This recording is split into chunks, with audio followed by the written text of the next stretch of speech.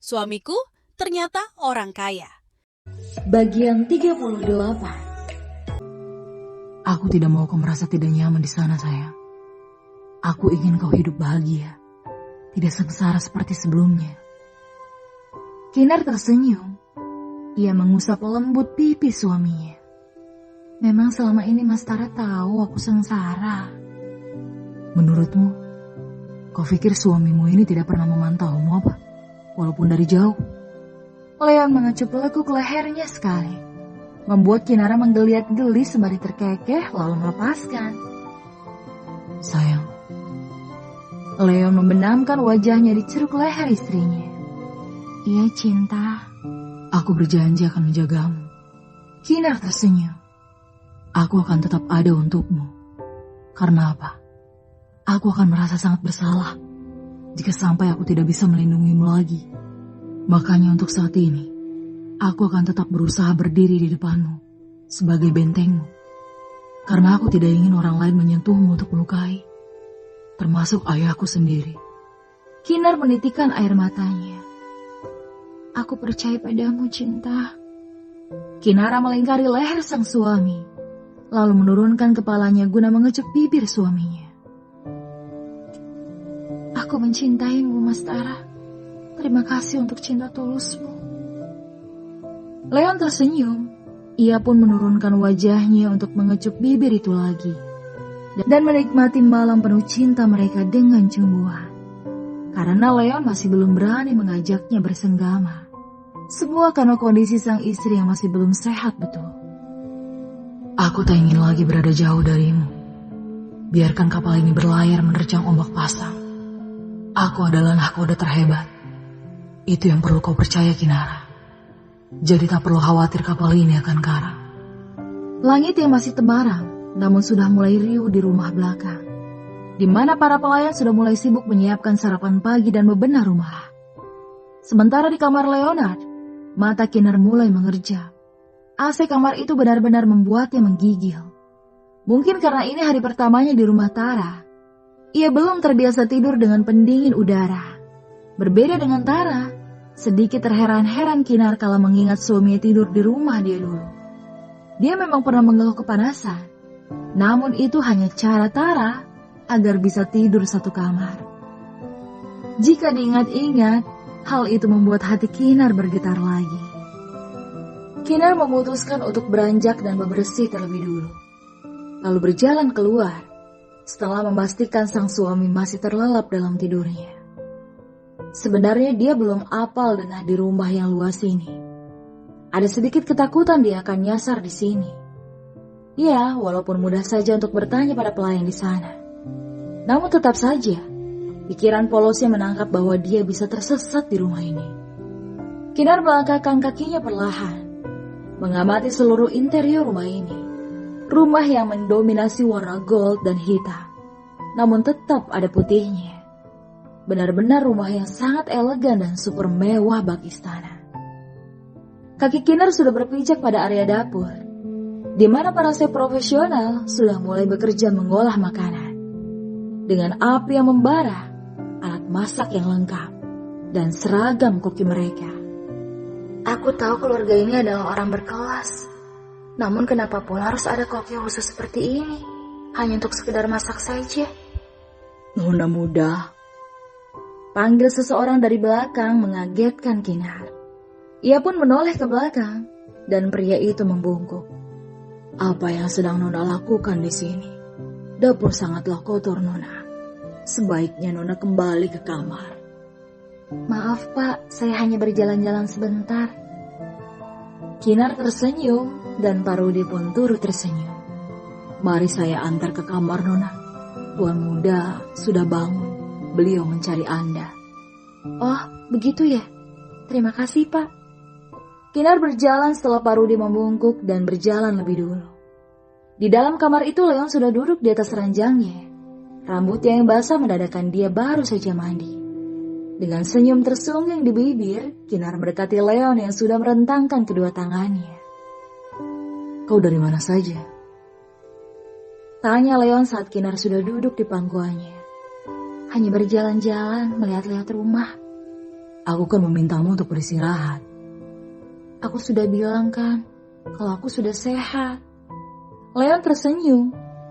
Mereka pun menghabiskan waktu pagi itu hingga tiba jam sarapan. Keduanya turun dari anak tangga dan memasuki area makan. Terlihat sang ayah sudah duduk di sana, sembari memakan roti lapis. Kinar menghentikan langkahnya sejenak, membuat Leon menoleh. Ayo, jalan saja sayang. Jangan takut, ada aku. Kinar menelan salivanya sembari melanjutkan langkahnya. Semua sebab tatapan tajam sang ayah mertua yang tajam itu, sehingga membuat Kinar tak berani mengangkat kepala. Dua orang pelayan menarik keluar kursinya untuk Kinar dan Leon. Setelah itu mereka pun melanjutkan sarapan pagi dengan penuh ketegangan dan keheningan. Bahkan Kinar pun tidak bisa makan dengan lahapnya, akibat tatapan menghunus sang ayah mertua yang masih tertuju padanya. Cukup bisa bernafas lega saat acara makan pagi bak sidang skripsi itu selesai. Walau Kinar tak pernah merasakannya. Kinar mengantar sang suami hingga ke depan pintu.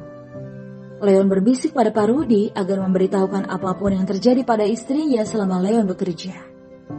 Ia pun menitipkan Kinar pada Ibu Betty, selaku kepala pelayan yang dulu bertugas sebagai pelayan khusus mendiang ibunya. Tolong buat istri saya tidak jenuh di rumah ini, Bu. Dan jaga dia sebaik mungkin. Terlihat sangat berlebihan sih jika Leon sampai melakukan itu. Namun ia benar-benar tidak ingin kecolongan lagi. Dan Ibu Betty pun membungkuk sopan. Iya, Tuan Muda. Mas Tara, nanti Mas pulang jam berapa? Entahlah, Kinar. Semoga tidak sampai malam ya. Tuan, saatnya berangkat. Leon pun berjalan masuk ke dalam mobilnya, meninggalkan Kinar sendiri di rumah itu setelah memberikan kecupan di pipi. Kinar pun menatap sedih. Ia masih sangat takut sebenarnya dengan ayah mertuanya itu. Sementara mobil sudah menghilang dari pandangannya. Dan kini sekretaris Jovi juga sudah berdiri di dekat Kinar. Nona Kinar? Iya. Mari ikut saya, karena Tuan Besar ingin Anda menemui beliau sekarang. Iya, Tuan. Kinar gemetar. Ia sempat menoleh ke arah Bu Betty, dan beliau mengangguk pelan, menandakan tidak akan terjadi apa-apa padanya, dan mengiyakannya untuk tetap mengikuti sekretaris Jovi.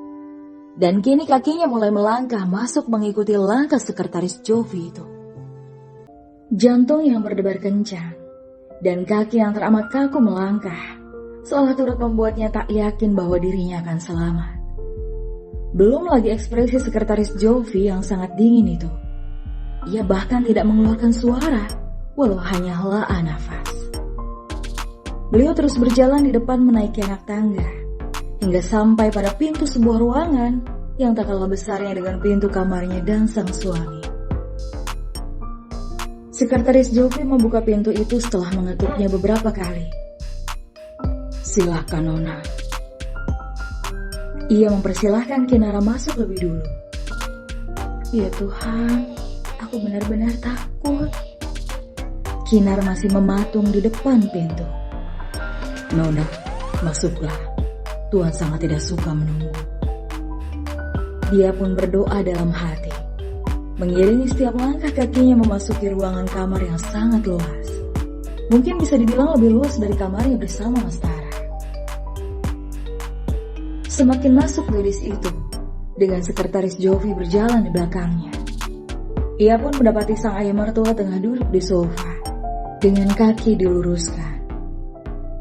Kinara membungkuk lebih dulu. Tuan memanggil saya.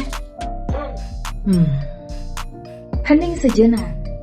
Kinara bahkan sampai bingung ingin melakukan apa selain berdiri dengan sopan di hadapannya. Apa kau ingin diam saja di situ? Maaf Tuan, saya hanya tidak tahu ingin melakukan apa. Kinara masih menunduk. Kau bisa masak? Iya Tuan, bisa. Kalau begitu, buatkan saya panna cotta. Sejenis hidangan penutup Italia dari krim manis yang dikentalkan dengan gelatin dan dibentuk mirip seperti puding. Makanan apa itu? Panna cotta? Itulah yang didengar Kinar. Kenapa dia? Apa kau tidak mendengar apa yang aku minta? Maaf Tuan, tapi saya tidak tahu panah kota itu makanan apa.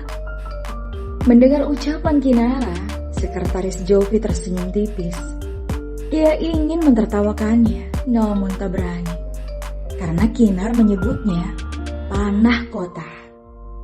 Aku mau kau buatkan itu. Iya Tuan, saya akan buatkan.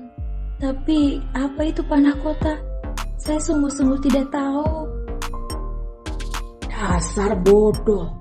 Kau terus-terusan menyebut itu sebagai panah kota. Aku bilang panah kota, bukan panah kota. Pasang telingamu itu baik-baik. Iya Tuan, panah kota, panah kota, panah kota. Sudah sana keluar buatkan panah kota.